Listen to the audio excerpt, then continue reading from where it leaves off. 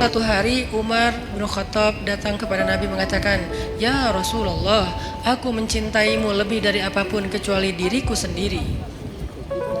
Cinta itu perasaan, bagian dari iman. Kata Nabi, belum sempurna wahai Umar. Artinya belum cukup wahai Umar. Belum cukup iman kalau hanya baru mencintai Rasul lebih dari apapun juga selain diri sendiri. Belum cukup wahai Umar. Artinya imannya belum utuh.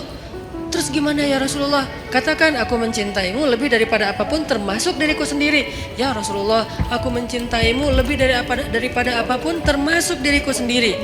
Al-an ya Umar, al-an. Sekarang baru cukup wahai Umar, baru cukup. Dan Umar gak ngomong dengan lisannya saja, dia ngomong dengan perasaannya. Kalau dia udah ngomong itu benar-benar rasanya dalam sedalam itu. Artinya perasaan, emosi bagian dari iman. Sehingga yang harus kita syahadatkan dalam tanda petik, yang harus kita islamkan, yang harus kita cas terus keimanan dalam diri kita, bukan hanya wawasan di kepala kita dengan duduk di taklim, bukan hanya lisan kita dengan mengucapkan kalimatan thayyibah, tapi juga termasuk rasa, perbuatan, akhlak, semuanya harus ditanya, sudah berimankah diri kita? Sudah berimankah akhlak saya? Sudah berimankah pandangan saya?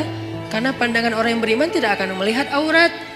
Pandangan orang yang beriman tidak akan melihat yang dosa. Nanti di atas mereka ada yang lebih dahsyat lagi. Jangankan aurat orang lain, aurat sendiri aja gak mau ngelihat. Siapa dia? Ali bin Abi Thalib. Aurat sendiri aja gak ngelihat. Coba, kebayang gak tuh? Ya gak usah dibayangin juga sih. Aurat sendiri gak mau ngelihat. Saking karamallahu wajhah, saking mulianya wajah dan matanya Ali bin Abi Thalib, aurat sendiri gak mau lihat. Dalam peperangan dia duel sama musuh, kemudian dia menebas kaki musuhnya dengan pedang Ali, lalu tersobeklah pakaian laki-laki tersebut dan kelihatan pahanya. Ali langsung palingkan wajahnya, gak mau ngelihat paha musuh. Coba, padahal lagi perang tuh, bukan lagi jalan, lagi kayak kena motor atau apa misalnya sobek, enggak. Dan itu cowok. Kebayang gak cewek? Kalau kita cewek, ini cowok. Artinya ya apa sih, teman doang atau apa gitu kan ya. Walaupun ada sebagian yang mengatakan paha bukan aurat. Kalau yang mengatakan paha bukan aurat berarti adegan itu bukan paha, lebih dari itu. Kalau yang mengatakan paha itu aurat berarti kejadian itu hanya sebatas paha. Dua-duanya pendapat ulama dan kita hargai. Yang jelas Ali gak mau ngelihat, langsung memalingkan wajahnya.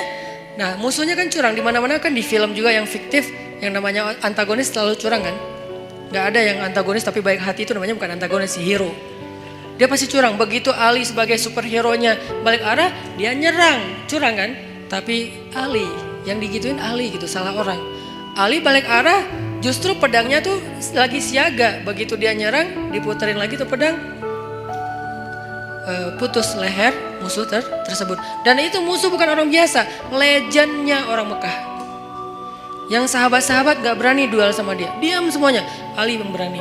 Siapa yang mau menantang saya? Diam sahabat yang lain. Kata Ali, gak ada yang bangkit. Ya Rasulullah, saya. Kata Rasulullah, Ali duduk aja Ali. Gak ada cowok di antara kalian yang berani nantang saya. Marah kan Ali digituin kan ya. Sahabat-sahabat diam. Kenapa gak ada yang bangkit? Itu tuh terkenal Amru, orang yang paling jago berpedang di antara orang Mekah, belum pernah kalah sama sekali. Jadi benar-benar menang KO terus gitu. Amru yang menantang. Diam. Ali bilang, ya Rasulullah saya. Ali, aku gak tega kalau sesuatu terjadi sama kamu. Rasulullah aja kayak ngerasa Ali gak bisa ngalahin dia. Ali diam, tapi gregetan banget. Siapa yang berani nantang saya? Atau kita pulang aja nih, udah beres. Akhirnya, ya Rasulullah, jangan biarkan dia menghina Islam. Biarkan saya menghadapi dia, Allah yang akan menolong saya. Ali hati-hati ya. Ya Rasulullah, datanglah Ali. Akhirnya tarung dan Ali menang telak dalam pertarungan waktu itu. Ini nih karamallahu wajah. Matanya itu mata yang beriman. Telinganya telinga yang beriman. Lisannya lisan yang beriman. Wajahnya wajah yang beriman. Gimana wajah yang beriman? La tahkiranna minal ma'rufi syai'a walau antalqa akhaka biwajhin taliq. Janganlah kalian ngeremehin amal soleh walaupun kecil, walau sekedar bertemu dengan saudaramu dengan wajhun, wajah, bahasa Arab jadi bahasa Indonesia, wajah yang apa, sumringah, wajah berseri-seri, wajah yang happy. Jangan ketemu teman kita cemberut aja. Kamu kenapa? Enggak, emang muka saya emang kayak gini. Nah, kalau itu beda ya. tapi berusaha untuk tersenyum. Itu tuh wajah beriman. Jadi wajah aja, ada wajah beriman, ada yang wajah tidak beriman. Wujuhu yauma idzin muswaddat, gitu ya kurang lebih. Pokoknya wajah mereka hari itu dalam keadaan tertutup debu, dalam keadaan alaiha ghabarah, dalam keadaan tertutup debu, dalam keadaan hitam legam. Itu wajah orang kufur. Sedangkan orang yang beriman wajahnya bercahaya, wajahnya happy, wajahnya bahagia dari sejak di dunia. Wajah kita sudah berimankah? Kemudian apalagi? Hati kita sudah berimankah? Perasaan kita sudah berimankah? Tangan, kaki kita sudah berimankah? Rambut kita sudah berimankah? Dan seterusnya, semuanya. Gimana rambut yang beriman, Ustadz?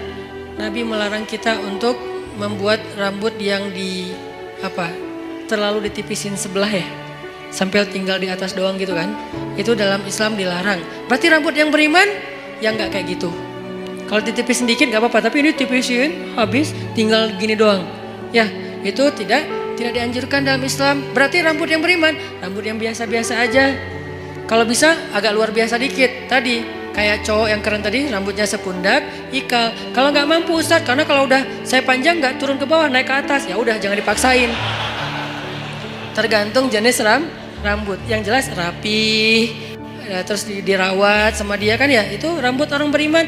Ternyata iman itu bukan hanya soal sholat, puasa, termasuk perasaan.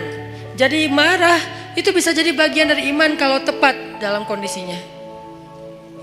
Sehingga Abu Bakar marah, ghadibtu lillah ya Rasulullah.